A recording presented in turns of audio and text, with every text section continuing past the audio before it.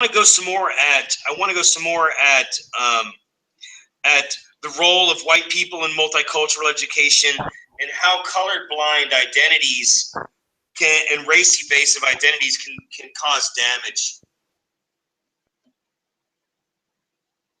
Oh, okay. So yeah. Can you elaborate on those topics? You know, the problematics of colorblind white identities and race evasive white identities. Yeah.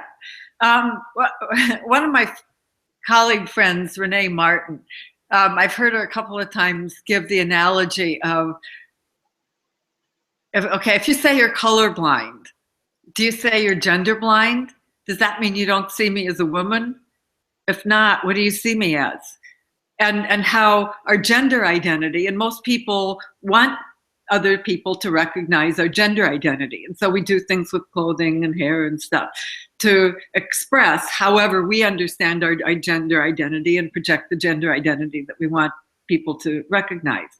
And so I think the same thing holds true with a student's race, ethnicity. And for us to say we don't see it, it's partly denying somebody's identity and denying a lot of rich, good stuff that comes with that identity.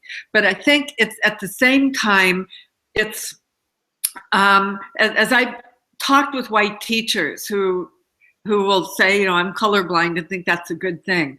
What I've come to realize that for a lot of white teachers who the only way they understand people of color is through negative stereotypes.